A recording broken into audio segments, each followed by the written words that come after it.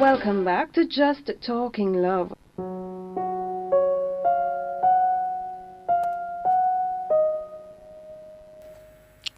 Welcome back, welcome back.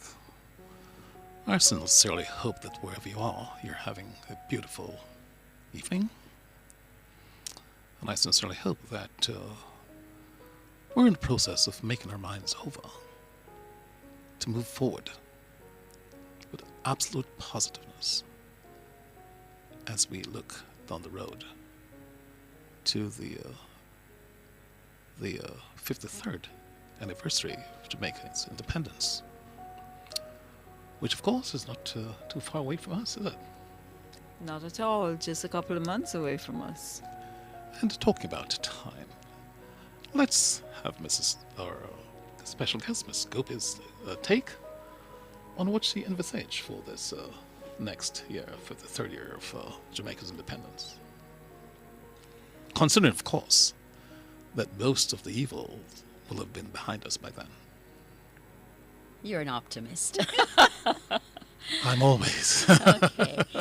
Well, one has to think positively for good things to happen. That's right. And clearly, there have to be enough people so you can get that pool, that optimum pool, to have that tipping point, as That's Malcolm right. Gladwell, Jamaican Yes. author, talks about for things to change. During my couple of weeks here on the island, I've been about and I've spoken with lots of people, ordinary people on the street, and they would like to have a better life for themselves. And they feel that somehow they're not being listened to, or the concerns which need to be addressed are somehow being pushed aside, and others are rising to the fore are not necessarily in their best interest and the best interests of the country. And as we were speaking about in the earlier section, education is critical, because without that, the people won't develop a vision, and without a vision, people suffer. So my hope for the future is that Jamaicans of all walks of life will understand the critical nature of education. And I just want to share something with you, which I think is important. I am the sponsor of a basic school in Highgate. Yes. And this school has got some money to build classroom for 5-year-olds, 4-year-olds, 3-year-olds. And I'm so excited about this that at this stage, when they're 4 and 5, those early years, that in the school, the teachers are committed to help these children seek a better future.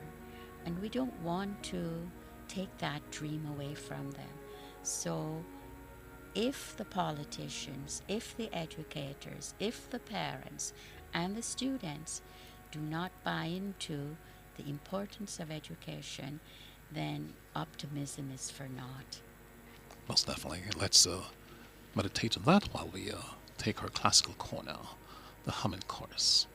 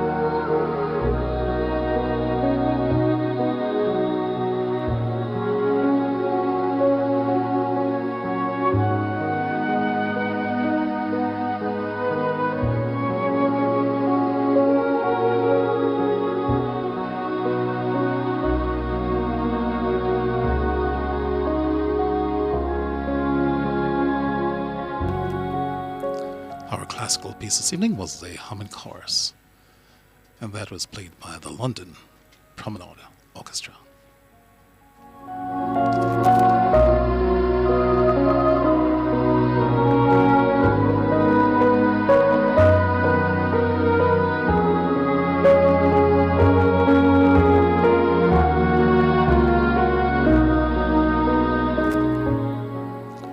I sincerely hope that that soothing piece will prepare your minds for the next set of speeches that we'll be having.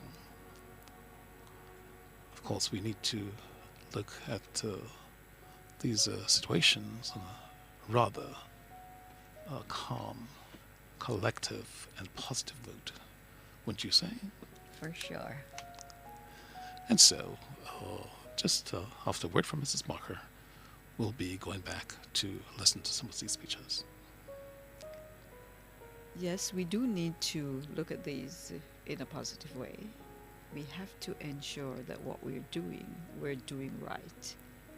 So there is no turning back. Certainly, of course, you are the masters of your destiny. So let's move forward.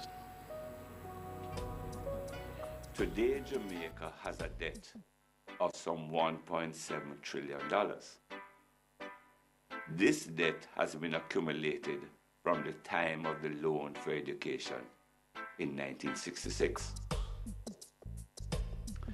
If those monies had all been spent in a way to get value for money, not only would Jamaica be a fully developed country by now, but Jamaica would be able to export capital and assist other countries to develop as well.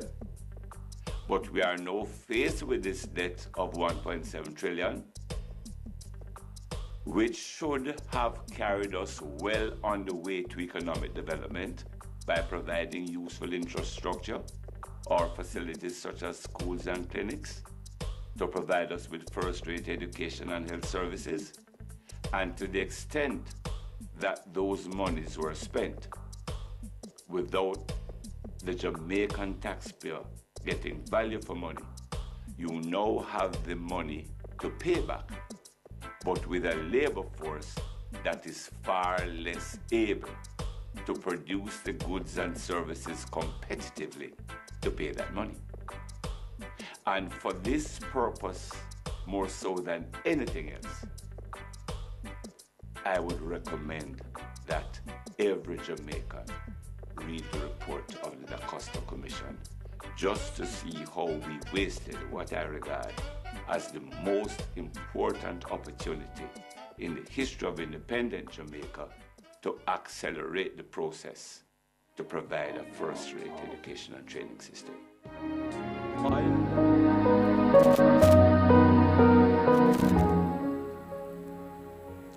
Waste.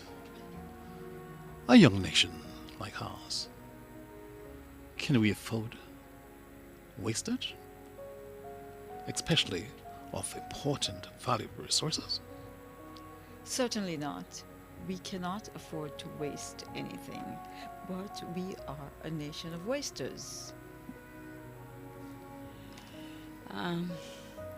It's not just waste, but it's that some people benefit at the expense of others. Exactly. Okay? Exactly.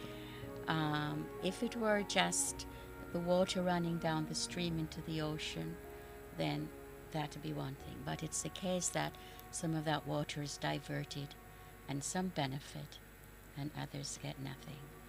And the kind of inequity that's very evident in Jamaica will only create alienation for those who are left out of the picture because of lack of education, lack of employment opportunities, minimal housing, healthcare, all of those things that help to bring cohesion to a society.